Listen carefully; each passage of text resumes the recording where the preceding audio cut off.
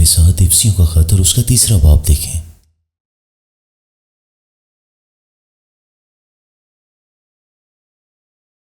میں کچھ وقت اس بات پر لگانا چاہتا ہوں کہ شہریت کیا ہے۔ اعمال کی کتاب کا پہلا باب اور اس کی 6 آیت کیوں اہم ہے۔ ہم وقت ضائع نہیں کر رہے، ہم کسی ذاتی تعلیم کے بارے میں بات نہیں کر رہے، ہم اس بات کے بارے میں بات کر رہے ہیں جو رسولوں کی زندگی اور دل ہے۔ ایک وجہ ہے کہ آج کلیسیا میں رسولی زندگی نظر نہیں آتی۔ جی ہاں، نہیں آتی۔ اس کی کچھ وجوہات ہیں، لیکن پہلی وجہ یہ ہے کہ ہماری شہریت درست نہیں ہے۔ جی ہاں، اس وجہ سے رسولی زندگی نہیں آئے گی۔ کیا آپ سن رہے ہیں؟ رسولی زندگی امریکی پر نہیں آئے گی۔ رسولی زندگی میکسیکن، یورپین یا گوئٹے-مالا کے لوگوں پر نہیں آئے گی۔ ایسے لوگوں پر رسولی زندگی نہیں آئے گی، بلکہ رسولی زندگی ان لوگوں کے لیے ہے جو ابراہیم کی اولاد ہیں، یعنی یہودی ہیں۔ کیا آپ اس بات کو سمجھتے ہیں؟ یہ سمجھنا کہ میری شہریت آسمان میں ہے اور ہماری شہریت خدا کی بادشاہی میں ہے۔ ہم مسافر ہیں، ہم پردیسی ہیں، ہم اجنبی ہیں۔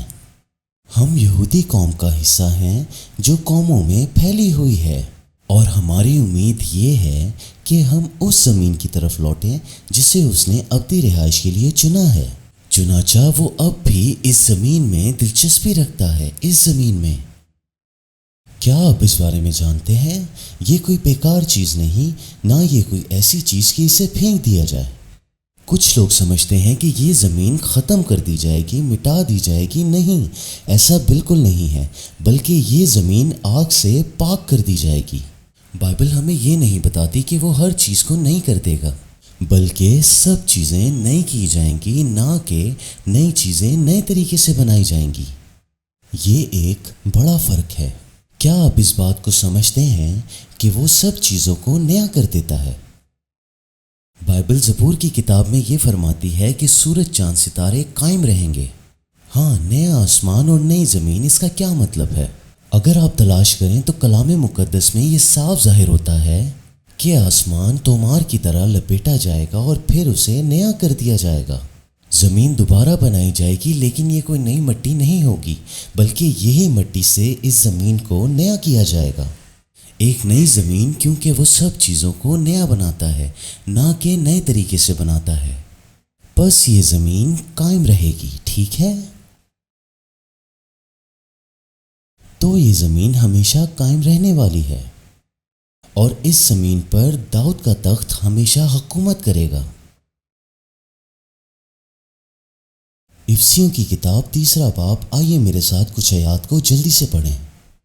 آیت نمبر 3 کے وسیلہ سے اس نے مجھے اس بھید سے آگاہ کیا جیسا کہ پہلے تھوڑے لفظوں میں لکھ چکا ہوں، تاکہ آپ اسے پڑھ کر میرے علم کو مسیح کے بھید میں سیکھ سکیں، جو پہلے زمانوں میں آدمیوں پر ظاہر نہ ہوا تھا، جیسا اب روح کے دور میں اس کے رسولوں اور نبیوں پر ظاہر ہوا ہے۔ یہی بھید ہے، اور پولس رسول یہی اس کی تعریف کرتا ہے، اور میں چاہتا ہوں کہ آپ اسے دیکھیں کہ وہ اس بھید کے بارے میں کیا کہتا ہے، اور وہ اس بھید پر کیا زور دیتا ہے کہ غیر قوموں کے لوگ بھی اس کے شریک اور وارث ہوں، اور ایک ہی بدن ہوں، اور خوشخبری کے وسیلہ سے مسیح میں اس کے وعدے میں شریک ہوں۔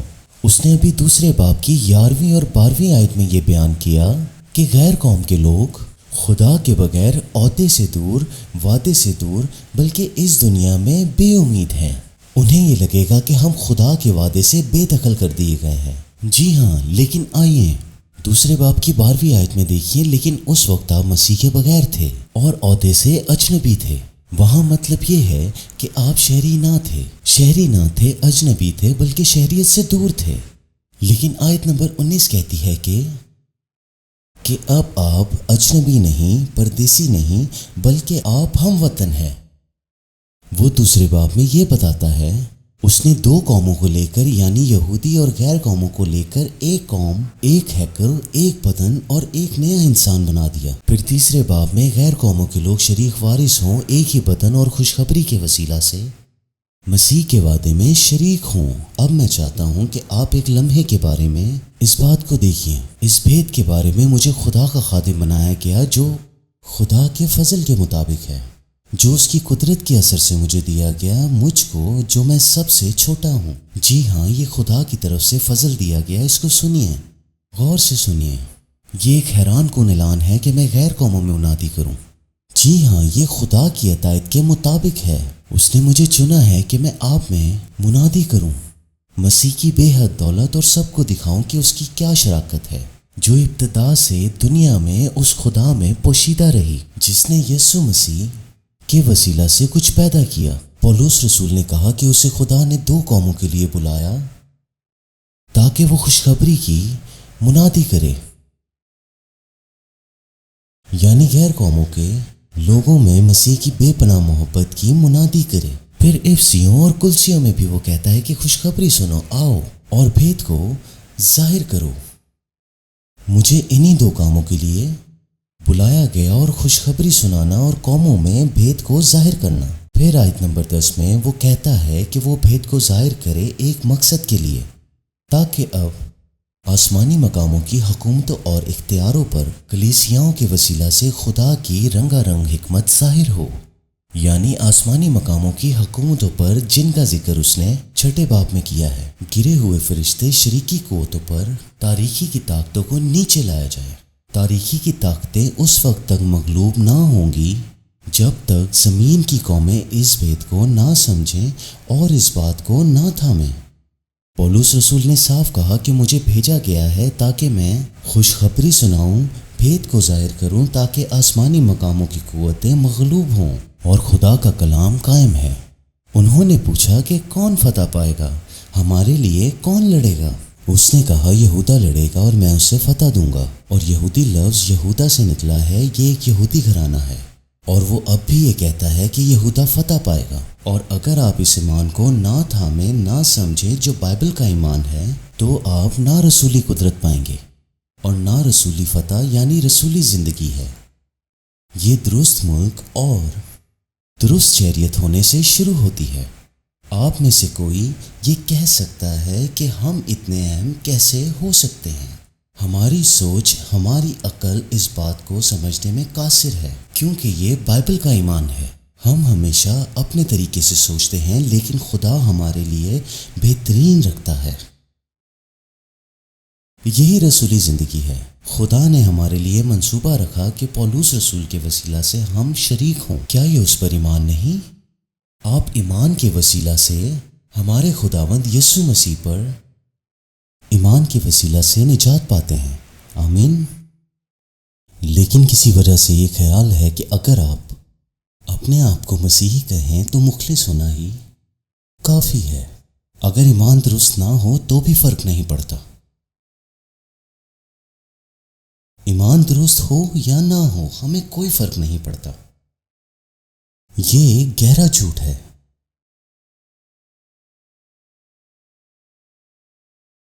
آپ اپنے آپ کو مسیحی کہہ سکتے ہیں، لیکن اگر آپ ابراہیم کا ایمان نہ رکھیں تو یہ غلط ہے اور وہ کام نہیں کرے گا۔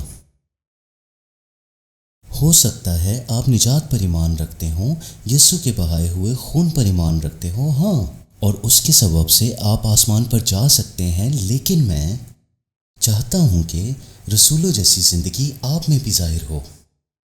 کیا آپ ایسی زندگی نہیں چاہتے؟ آپ میں سے کتنے اس زندگی کو چاہتے ہیں؟ رسولی زندگی۔ میں وہ زندگی چاہتا ہوں جو اعمال میں ظاہر ہوئی۔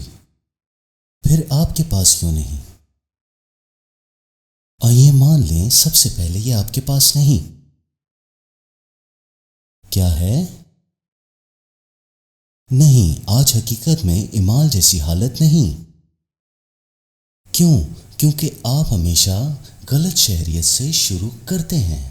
دیکھیے، پہلا قدم، غور فرمائیے، پہلا قدم اسے تھامنے کی بھرپور کوشش کرنا۔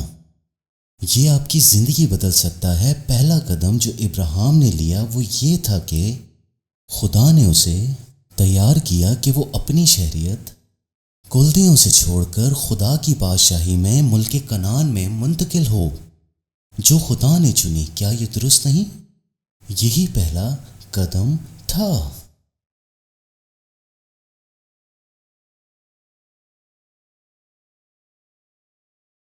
ابراہیم کے سب فرزندوں کے لیے جو اس کی راہ پر چلیں گے اور جو ابراہیم کا ایمان رکھیں گے، پہلا قدم شہریت کی تبدیلی ہے، اور یہ پہچان کہ آپ اس زمین پر مسافر ہیں۔ جی ہاں، آپ کو یہ پہچان ہونا ضروری ہے کہ آپ اس زمین پر مسافر ہیں اور خدا کی بادشاہی کے طالب ہیں۔ آمین۔ ابراہیم کا پہلا قدم یہی تھا، اس لیے اس کے فرزندوں کے لیے بھی مختلف نہیں ہو سکتا۔ آپ ابراہیم کے فرزند کہلاتے ہیں۔ قوم پرستی کو مرنا ہوگا کیونکہ یہ ایک فخر کی مضبوط شکل ہے۔ ہمارے جیسا کوئی نہیں، یہی فخر ہے۔ اگر آپ سمجھیں تو قوم پرستی یہی کہتی ہے کہ آپ کی قوم سب سے بہتر ہے، اور یہ صرف امریکہ میں ہی سمجھا نہیں جاتا۔ آپ میکسیکو یا گوئٹے مالا کسی بھی ملک میں دیکھ لیں، زمین کے اکثر لوگ سمجھتے ہیں کہ ان کا ملک سب سے بہتر ہے، اور جب وہ اپنے ملک کا قومی ترانہ گاتے ہیں تو ان کی آنکھیں چمکنے لگتی ہیں اور ان کے آنسو آ جاتے ہیں۔ کیا یہ عجیب بات نہیں؟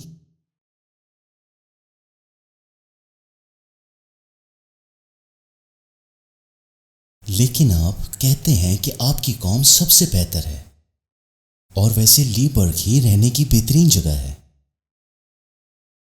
ورجینیا سے بہتر، اور لی برگ اس ریاست کا بہتر شہر ہے۔ اور یہ بھی ظاہر ہے کہ آپ کا محلہ سب سے بہتر ہے، آپ کی گلی، آپ کا بلاک سب سے بہتر ہے، اور یقیناً آپ کا گھرانہ اس بلاک میں سب سے بہتر ہے، بہتر یافتہ اور خاص۔ ویسے میں اس گھرانے میں سب سے بہتر ہوں، سب سے بڑا ہوں، سب کچھ میرے گرد گھومتا ہے۔ میں اپنے گھرانے کا سب سے بڑا ہوں، میرے بغیر کوئی پتا بھی نہیں ہل سکتا، میرے بنا کچھ بھی ممکن نہیں۔ جی ہاں، یہی قوم پرستی اور اس کے آخری درجے کا فخر ہے، وہ یہ کہ آپ سب سے بہتر ہیں۔ یہ نہیں ہونا چاہیے، ہر فخر کو مرنا چاہیے۔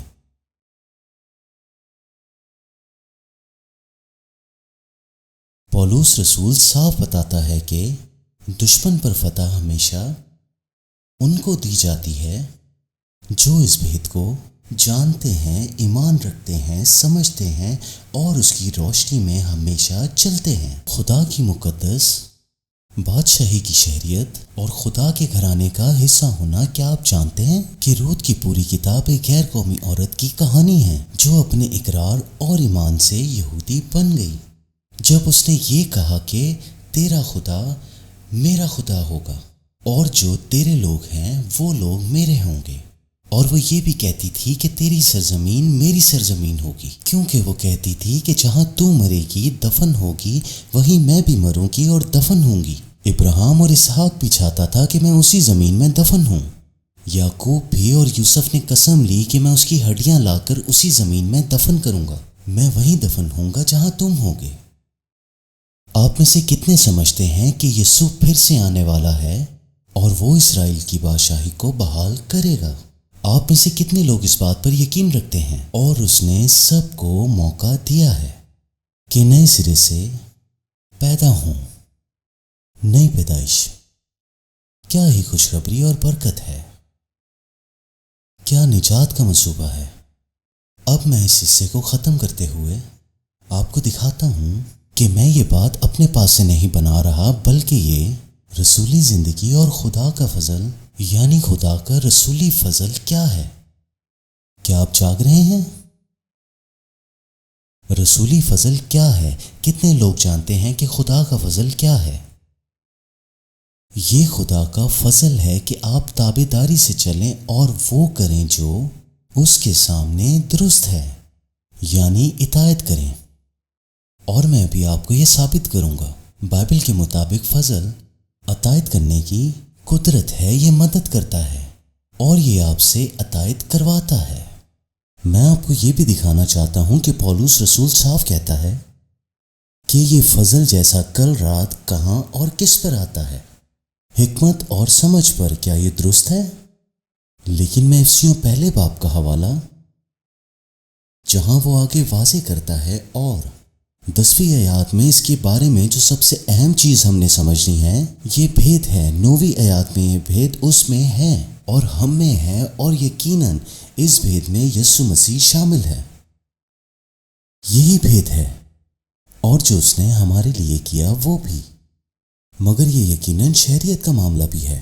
اگر آپ اس بات کو گہرائی سے سمجھیں، یہ شہریت ہے چونکہ وہ صاف کہتا ہے کہ اب تم ہم وطن ہو اور آپ بھی اس کی چنی ہوئی قوم کے ساتھ ایک ہیں۔ جی ہاں، آپ بھی اس کی چنی ہوئی قوم میں سے ہیں۔ آئیے میرے ساتھ رومیو کی کتاب اس کے پہلے باب کو دیکھیے۔ یہ ایک حیرت انگیز بات ہے جو پولس رسول رومیو میں کرتا ہے۔ شروع میں وہ ایک بات کہتا ہے اور آخر میں اسے مکمل کرتا ہے۔ پولس رسول کا یہی انداز تھا۔ جی ہاں، وہ کچھ پیچیدہ تھا، جیسا کہ پطرس نے بھی کہا اس کے بارے میں۔ دیکھیے وہ رومیو کی کتاب اس کے پہلے باب کی 5ویں آیت میں کہتا ہے، جس کے وسیلہ سے ہم نے فضل اور رسولی خدمت پائی، یہ دونوں ساتھ ساتھ ہیں۔ فضل اور رسولی خدمت کس لیے؟ تابع داری کے لیے۔ فضل تابع داری کے لیے ہے، یہ ہمیں فرما بردار بناتا ہے۔ اگر ہم خداوند کے کلام کی تابع داری نہیں کرتے تو اس کا مطلب ہمارے پاس فضل کافی نہیں، اور یہ کوئی جائز گزار نہیں بنتا کہ خداوند کے حضور یہ کہنا کہ اس گناہ پر غالب آنے کا فضل میرے پاس نہیں۔ کیوں نہیں؟ ہم کیوں غالب نہیں آ سکتے؟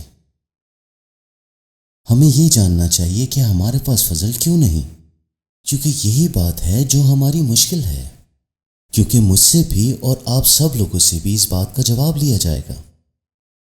وہ ہمیں فضل دینا چاہتا ہے، لیکن ہم مغروروں کے مقابل وہ کھڑا ہوتا ہے۔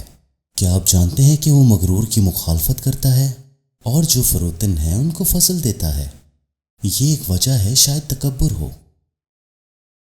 میں خدا سے شکوہ کروں کہ اے خداوند تو نے مجھے فضل نہیں دیا، اس لیے میں گناہ کرتا ہوں۔ یہ درست نہیں۔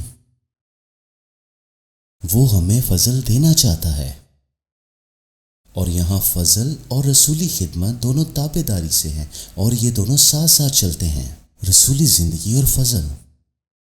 ٹھیک ہے، اب آئیے میرے ساتھ رومیو کے خط کے آخر میں دیکھیں۔ یہ ایک عجیب بات ہے۔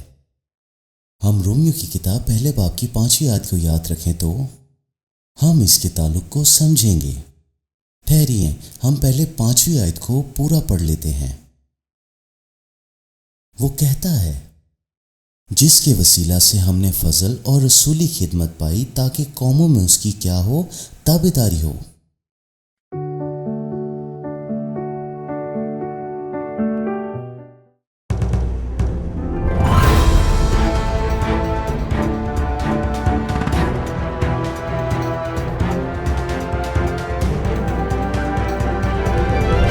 You are watching Shine Star TV. Be the light.